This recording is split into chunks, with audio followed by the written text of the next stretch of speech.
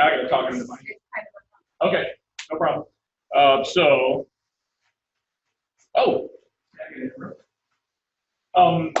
we're going to use our new model, Donnie. We're going to go over that SPO2 burst protocols and software. Switch our screen real quick. I'll turn my back on you. I'm sorry. Who else we got in here? Let's go. So I want to show you the new software package. Okay, so this is going to look very similar. This one doesn't change a whole bunch. Okay, but what we're going to do is when we go into this, what you see here, this is the SPO2 burst, right? So if you click on this button, it gives you control. Control is something that you already have. Steady state is something you already have. The differences are in this area right here. This verbiage has changed. Okay, start low O2, exit low O2, and recovery target. This is all heart rate monitor issues. Okay. Steady state, how has a do button? You get to choose if you want to put it start off in negative or positive. It typically will start off in negative for you right now, but you have the opportunity. This gives you a little bit much more control. These are also specific. So if you're using steady state and or control mode, this means that in order to exit out of low O2, you actually have to hit that target heart rate. That's pretty high. And then recovery target heart rate. So this is something I would place. So for me, I would put my target heart rate at 105. It's hard for me to get mine up. And then this would be down around 75. I want to recover. And then it kicks you back in. Right now, Donnie's got his heart rate monitor on. Now we're going to go to SPO2 burst. All right, so this is our new one. Notice this goes away. We have the option to start negative or positive, which is awesome. Absolutely love this. Then this is where we actually want them to be. So this is a timed system, period, end of story. We have two mechanisms here. How long do you want them in negative O2?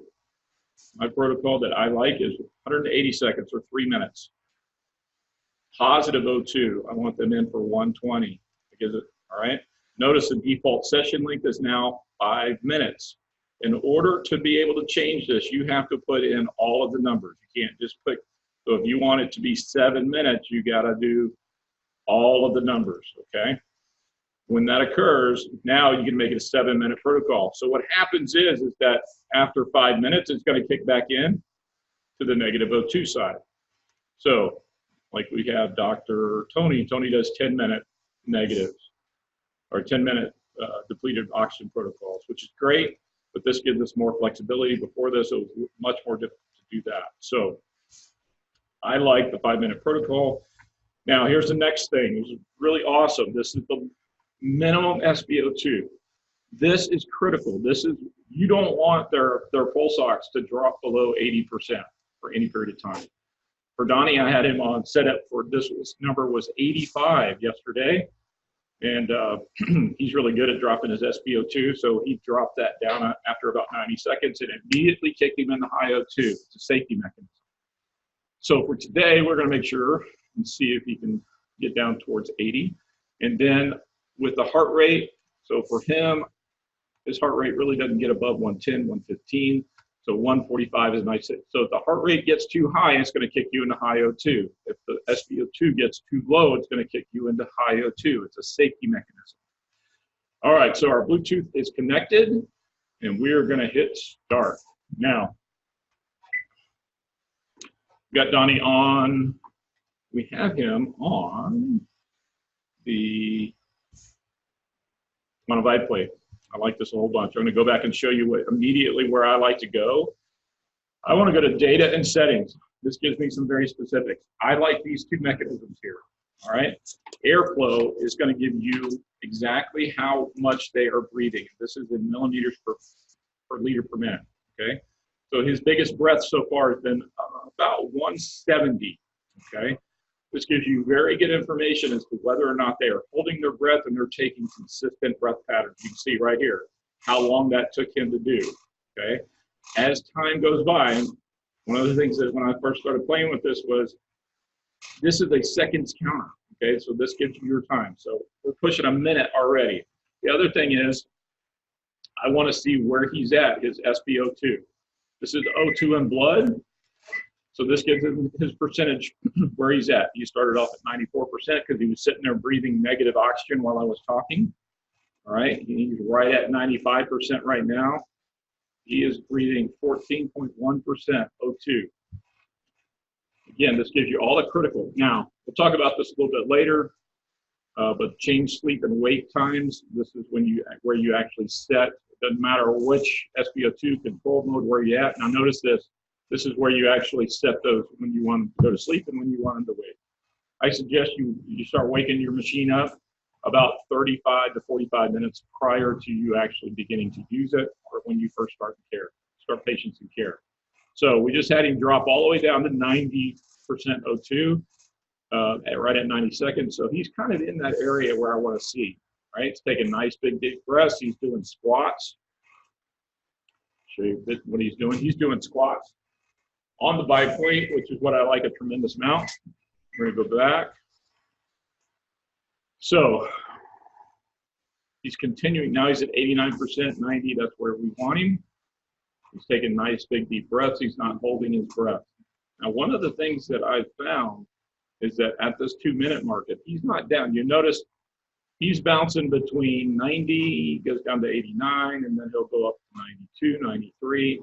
He's in a resistant state because this is something he's actually been doing for a while, okay?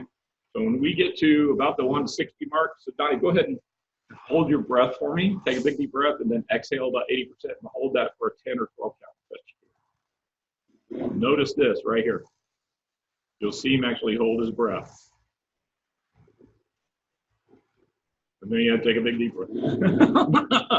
Okay, but what you'll see almost always is a concomitant drop in his SpO2. Right? You see it drop, boom. Right? Now, what's going to happen is, because we're at the 180-second mark, he's going to flip over into IO2. It just switched. There we go. Okay, so what's great about this software package is it does it for you. So right now, Donnie's taking nice big deep breaths. He's relaxing. He's doing a little bit of cross crawl. He's not doing too much. And what we'll see, what we want to see is how fast he actually recovers to 98%. That's his SpO2 recovery rate. Okay. So at this point, I like this, but this is where I like to see O2 and air, right? Because you can see right at the 193 mark, his O2 and air increase significantly, and then you have a concomitant increase. He's at 99%. So I'm just going to have him hang out, take nice big deep breaths. You breathe in about 85% oxygen here. I'm taking it nice and easy. All right. And then I'm going to have him recover for that full 2 minutes for that 5-minute protocol. So this is neat. It's neat. I like that. It's really neat. So you can see he had a big spike right when we started, and then his air goes back up. So now this is O2 and air. I like O2 consumption as well. This is what sets this system absolutely apart from every other system on the marketplace. Being able to pay attention to exactly how much O2 he has consumed. We're getting right to this 300-second mark. Now, what's great is that once we hit 300 seconds, this program automatically stops. Okay, time has elapsed. You do have to go in and actually stop it. Don't leave it running. If you want to save data, you can. That's certainly a key event. Okay, but I like to immediately go back and look because I want to see how well he performed. Okay, so I'm going to look at a couple different things. I'm going to look at, you can look at heart rate. His heart rate really didn't get up a whole bunch. Okay, that's not the purpose of this scenario. You can look at airflow. You can see, as this is a very typical pattern, as he goes further and further and longer into negative O2, he has to work harder. He takes harder breaths because he's in mild to moderate. And then as he recovers, you can see that breath hold right here. As he recovers, they get shallower and shallower, which is all good stuff. So O2 and air, this gives you, so he starts off in high, a little blip in high, and he comes back. And then right at the 192nd mark, he actually goes up. Now, what I'm going to do here, I'm going to do this. Okay, that resets that. So these two, then I'm going to go here. I like this because I can set the parameter. And this gives you his drop. Right? So you can see, starts off at 94, he kind of bounces up, and then down, down, down. This is a very typical pattern of somebody who has been doing this protocol for a significant period of time. And then right at about the 3-minute mark, I had him hold his breath and you see him drop, boom, right? That's where we want to see the red blood cells excrete. We have suddenly more hemoglobin, increase the body's ability to carry O2, and then you see his recovery. His recovery from time about from here to here, so he was 190, let's say 190 to right at 230, so he had about a 40-second recovery. It's pretty good, right? But this is very typical, and you'll see this over and over again. This is why I like the O2 consumption. You can see exactly what they're consuming, and then this curve and this curve are almost always concomitant, and it's repeatable and reproducible. What you will see in the beginning is that your patients will drop down low and they won't do this recovery event where their body is really trying to maintain their CO2 levels. They will drop and then they'll stay down here and bounce up and down just a little bit. Typically, patients will take anywhere from 40 to 75 or even 90 seconds to recover in those first 3 to 5 sessions, okay? So those are all critical. Go ahead, stop share. Okay, we have any questions? Hey, Dr. Talley, Dr. Greco, awesome. If you have any questions, let me know. I want to talk to you about, so there are some changes in the software package for this, okay? They're not tremendous, but there definitely are some there, but enough to throw you off if you're not used to it, okay? So if you have any questions about that, let me know. I want to go over some troubleshooting things that we've seen from docs. Specifically, when you get a memory full error, that basically means that, like I saw me turn it off, it didn't turn off, okay? So the animation is actually what continues to fill up your RAM memory, basically. And so your RAM memory gets full, it gives you this memory full error, you just need to restart the computer. Do that in a proper sequence. Please don't just unplug it, okay? That has a very real possibility of being able to fry the Windows program. So shut it down properly. I highly recommend that if you get anything like pulse ox, your Bluetooth pulse ox is not connecting. Again, it's typically because it's gone into sleep mode, and you get a lot of recurring. There's these strange little like ghost machines that they fill up the memory, and it corrupts the file, and the Bluetooth won't connect easily. So set your sleep and wake times. Grab the mic. Can you hear me? Grab the mic. I gotta grab the mic.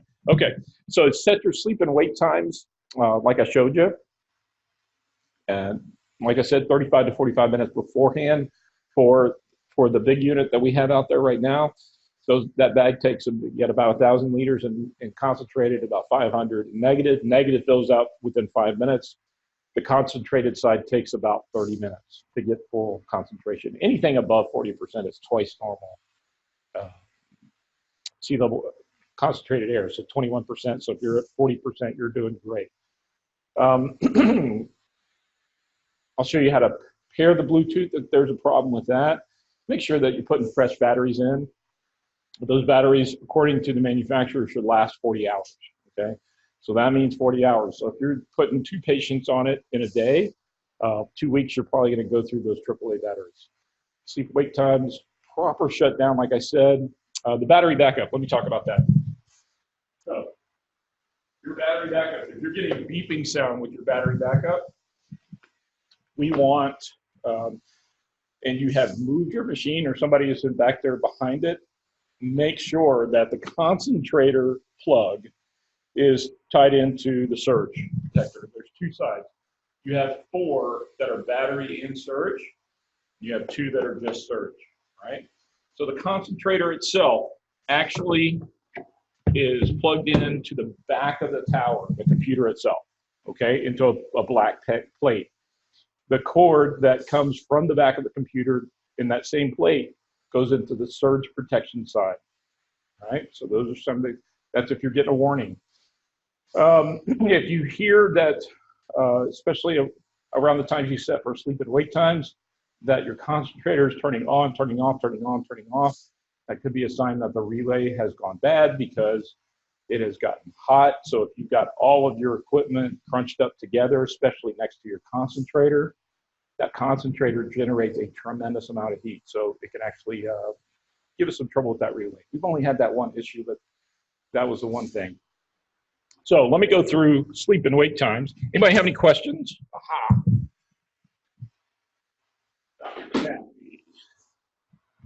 So we had problems last week getting the pulse ox to connect. So we were on our way with the update and all of it works fine. Yes. So let me show you this. So I'm sorry, I just turned my back on you. I need to speak to the mic. Okay. I'm running this all by myself today, guys. All today. I'm very stressed, very stressful. No, it's not bad. I'm having fun. So let me go to, aha. So this is your Bluetooth pulse oximeter setup, okay? So you take your pulse ox, all right? You make sure that it's not on your finger. You don't have to take the battery out of it. We used to tell you to take the battery out of it, but you don't need to do that. Just make sure it's not on your finger. It's dormant. Go to pair device, all right? It'll start initializing the dongle. That dongle is a little bitty insert, USB insert that sits high up and under the bag, usually. That's where it should be, on a USB cord, right? So it's going to initialize that dongle. It's going to take it. Then what you'll get is in this area right here, you'll get a MAC address. MAC address, right? Then you'll say, use that address. Uh-oh. It's just working. Oh, that's why it's already attached. So you get the MAC address, and then you say you use this address, and everything's good. Okay? So no problems with that. So anybody else have any questions? So we were unaware of an update, did the update, and it all works fine. Yeah. Dr. Kelly, I was wondering, interesting question. We had problems last week getting the pulse ox in. Yeah, so anytime you're having trouble with the pulse ox connecting or staying connected, restart the computer, okay, and restart the program. If it still has a problem with that, what you'll see is that on your Bluetooth, what you'll get, you'll see that Bluetooth right here in the corner on this side. You'll see a Bluetooth sign. If it's not sending a signal out, all right?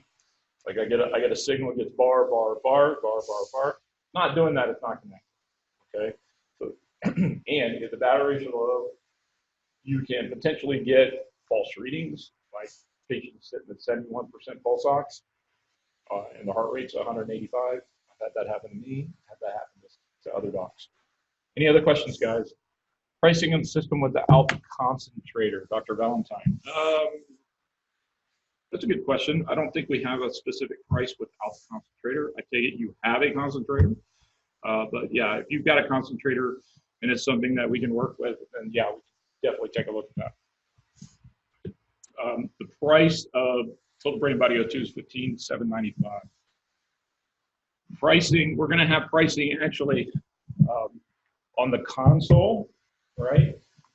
It's not here yet. We don't have the specifics on what it's going to be, but we're in a manual model. You'll still be able to know exactly what O2 that they're breathing, because that's the other big facet of what you're doing here. So it'll have an O2 sensor in it, but that starts at $89.95. There'll be options to be able to add to that, and then the specific pricing on the consoles is still up there because we're still trying to figure out exactly what these are going to cost us to build. And then, but the current model, the performance model that we have out there right now, that was $15,795. For those incentives if you're a return customer. Any other questions, guys? Let me go back and show you the sleep and wake time. Oh, I want to show you this as well. So if you do a screenshot here, I highly recommend that you screenshot this and save it to a file. This way, because this is a very good follow-up or re-exam on how patients are actually in progress. Because you'll see this be pretty consistent. You'll see it change more into this pattern when they've been on the protocols for a longer period of time. Other patterns are typically it drops down. They go up and down here, and then they go back up. Pretty simple. And then you can change it. I like using airflow because I can see their breath patterns while they're actually on the unit. Gives me a good idea. O2 and air, it's actually what they're getting, but O2 consumption. So I really like these two things. Also, that the altitude's pretty neat, right?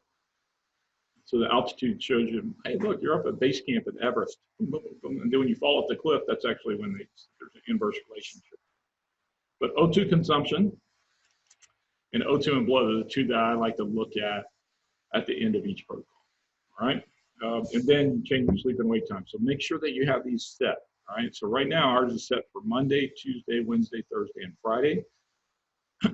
Sleep time, it goes to sleep at 6 p.m. We wake ours up at 7 a.m., all right? So you can change that any way you want, however you want to put that, all right? So, but typically I want to see you on the bigger system actually start that up at least 35 minutes before you're going to use it with the patient. And then first thing when you come in the morning, restart it. Okay, that wipes out all of the little ghost of machines that could create problems like the Bluetooth not actually hooking up and doing the things that it needs to. Let's go back. Do you have any other questions? Questions? 124. Time is wrong on this. Oh, so let's talk about Secrets to $1 Million Practice. Coming up September 27th, 28th. Right now, early bird pricing, $99. That gets you a Elite Master Training Pod on Thursday, September 26th. That basically means that you get direct access to me and to other speakers that are going to be here, like Dr. Tony Doremus, Dr. Nelson Batanzi. We're going to have some direct one-on-one elite training. Back on track, me on track, total brain body O2. The more in-depth, higher echelon training that you can use, how to market, several different things that we're going to be doing specifically. We'll go out to eat afterwards. That's not going to be on us, it's going to be on you. And then JT and Linda have actually graciously invited you to come over and have wine at their house, which is just right around the corner. And then if you want to see all this in person, we're going to be at FCA, Florida Chiropractic Association Convention in August. We have all of the equipment there. We have a new console there. But for $99 in the early bird pricing, it's only 10 spots right now. I don't know how many of them have bought up. That gets you $100 worth of continuing education, okay? 13 hours. And we're only setting our continuing education hours at $109, but you get the seminar, which is $500. You get the elite training, which is another $400. You get another $100 worth of continuing education credits, all for $99. So get on the website, ergoflextechnologies.com, scoop those up as quickly as possible. Don't forget, secrets, we're giving away a back on track and a knee on track, okay? You have to be present to win. You got to be here. If you bring us a doctor that doesn't have our equipment, you get an extra ticket for the back on track and knee on track. There's going to be cash prizes. We don't know exactly what those are going to be yet, but we do know we're going to be giving away cash prizes depending on what our sponsors do for us. But you can't, we're giving away $18,000+ of equipment for secrets. You just can't miss it. You need to be here. All right, guys, any other questions, let me know. Dun, dun, dun. All righty, guys. Our next webinar is going to be next Tuesday. It's our marketing seminar. Randall Chestnut and I are going to go back and forth on exactly what you should be looking at as far as marketing. Okay, some of the worst investments I've seen, both personally in practice, but also in my current role as chief clinical officer, because one of the things I get on a regular basis is, how do I market this? It is that's a difficult question, because if you purchase this equipment to get new patients, there's some things that we have to do in order to kind of change how that happens. Okay, I highly recommend you purchase equipment to get better outcomes.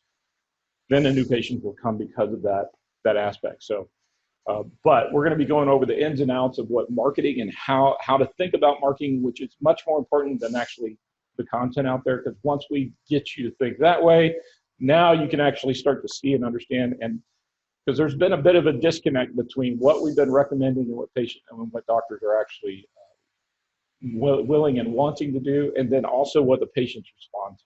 All right, so that's the hard part about any type of marketing.